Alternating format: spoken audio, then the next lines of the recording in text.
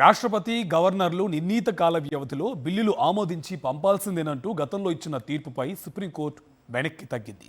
3 నెలల డెడ్లైన్ ఆదేశాలను సవరిస్తూ చారిత్రక ఉత్తర్వులు ఇచ్చింది.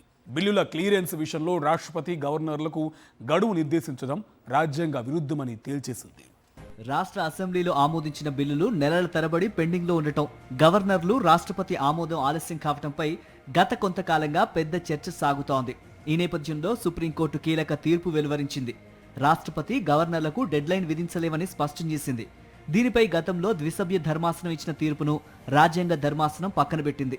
బిల్లుల ఆమోదం విషయంలో రాష్ట్రపతి గవర్నర్లకు 3 నెలల గడువు నిర్దేశిస్తూ సర్వోన్నత న్యాయస్థానం ఇచ్చిన తీర్పుపై రాష్ట్రపతి ద్రౌపది ముర్ము ఆర్టికల్ 143 కింద ప్రెసిడెన్షియల్ రెఫరెన్స్ ఇచ్చారు. సుప్రీంకోర్టుకు 14 ప్రశ్నలు సంధించారు. దీనికి సిజేఐ జస్టిస్ బిఆర్ గవాయ్ నేతృత్వంలోని 5 న్యాయమూర్తుల రాజ్యాంగ ధర్మాసనం సమాధానమిచ్చింది. రాష్ట్రపతి గవర్నర్లకు డెడ్లైన్ ఇవ్వటం తగదని పేర్కొంది. అయితే గవర్నర్లు కారణం చెప్పకుండా బిల్లులను వెనక్కి పంపడం సరికాదని వెల్లడించింది. సుప్రీంకోర్టు ప్రకారం ఒక బిల్లు గవర్నర్ ముందుకు వచ్చినప్పుడు ఆయనకు 3 ఆప్షన్లుంటాయి. బిల్లును ఆమోదించడం, కారణం చెప్పి బిల్లును రిజర్వులో పెట్టడం లేదా రాష్ట్రపతికి పంపడం. మూడోది బిల్లును తిరస్కరించి అసెంబ్లీకి తిప్పి పంపడం.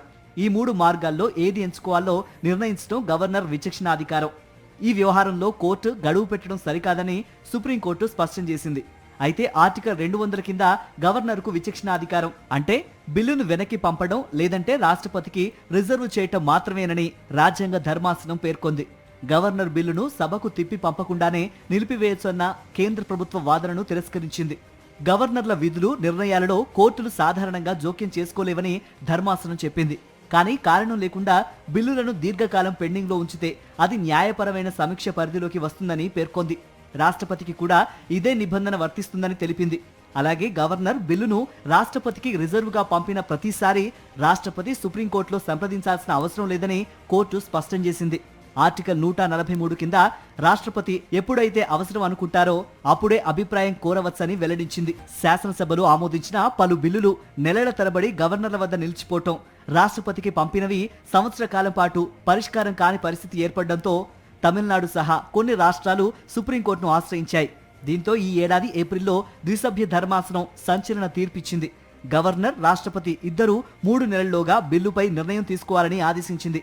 ఈ తీర్పు దేశవ్యాప్తంగా వాదోపవాదాలకు దారితీసింది. అదే తీర్పుపై రాష్ట్రపతి ద్రౌపది ముర్ము రాజ్యాంగ అధికరణం 143(1) ప్రకారం సుప్రీం అభిప్రాయాన్ని కోరారు. రాష్ట్రపతి, గవర్నర్ విచక్షణాధికారంలో కోర్టు గడువు విధించడం ఎంతవరకు న్యాయసమ్మతమో వివరించాలని కోరుతూ సిజేఐకి లేఖ రాశారు. ఈ అంశంపై 10 రోజుల పాటు అన్ని పక్షాల వాదనలు విన్న రాజ్యాంగ ధర్మాసనం సెప్టెంబర్ 11న తీర్పును రిజర్వులో పెట్టింది. తాజాగా వెలువరించిన తీర్పులో కోర్టు గడువు విధించడం రాజ్యాంగబద్ధం కాదని, కానీ అనవసర ఆలస్యం కూడా ఆమోదయోగ్యం కాదని, దీనికి రాజ్యాంగ పరిమితులు ఉన్నాయని స్పష్టం చేసింది.